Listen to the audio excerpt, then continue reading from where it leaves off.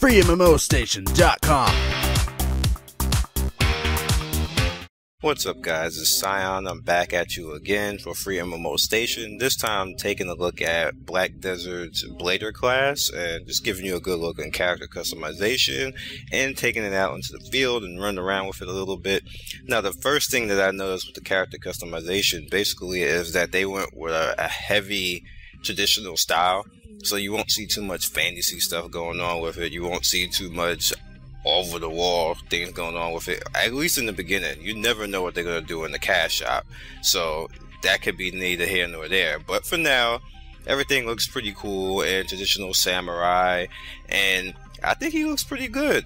And the character customization is the same as, you know, pretty much the other male characters, which is the, I believe, the giant and the warrior class with the shield and sword. So really there's nothing much beyond that you really should be concerned with. Just the usual things, very in-depth character customization that you can just have a whole lot of fun with. You can really make some good faces in the character customization, and I don't think people really, I think it's taken for granted, to be honest with you guys. You guys really shouldn't take that for granted, because we don't have that a lot in other games. As a matter of fact, in other games it just straight sucks, to be honest with you. In this game, they went into great detail to allow you to go into great detail. So definitely, when you get a chance to, when you get into this game, because it's going to be coming pretty soon, it's coming for us in the West. So definitely look forward to it, like I said. And as far as this character, now I had a dilemma because I just started getting into the tamer. And really getting into the tamer, and I was like, another melee class, like, do I really want to go through doing this? And I really had a bad outlook to start with this character. However, both characters are totally different, and I'm so glad, because if they were both melee slashing around and everything else, then I wouldn't have liked it.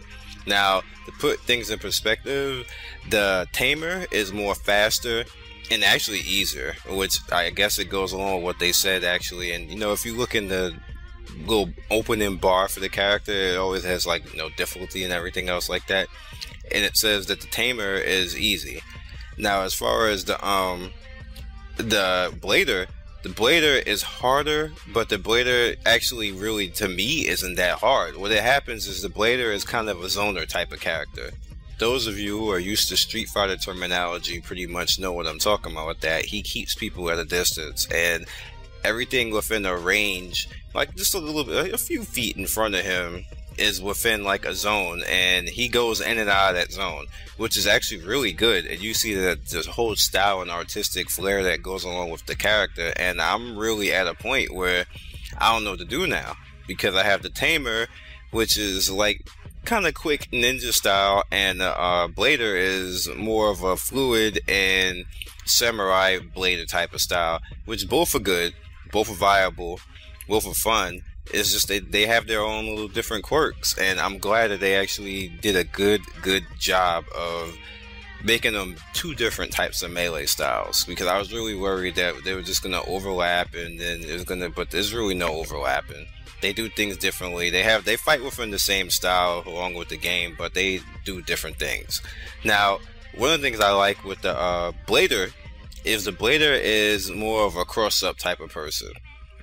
The tamer is more of a, pretty much more of a fast combo type of person, but the blader, man, the blader can do some nasty stuff. The blader has a lot of AoE, a lot of control, a lot of kicks that can sweep, that drop kicks and everything else, and then you have like shin kicks and sword upswings, like kind of typical, like, you know, Ronyo Kishin. I'm probably pronouncing that incorrectly, but if you guys know what I mean about that. And you know, kind of similar a little bit to how Ichigo works in Bleach with his Zanpakuto. So it's kind of similar to all of that, and he's really fun to use. Like, I really was going and hating. I was like, man, I don't want to freaking use this guy, and I'm not gonna lie to you guys, I was not interested at all. But going through it and actually using him, he's actually a good character to have. And out of all three of the melee people, four rather, the melee people, I'm gonna stick with the blader. That's my final verdict. I know there's going to be other things coming out. There's going to be the Valkyrie, and then there's going to be the Wizard, and people are going to be running around looking like Gandalf and all that type of stuff, and I'm I want to kill all of them. But definitely, the Blader is going to be my 100% #1 character to start with for right now.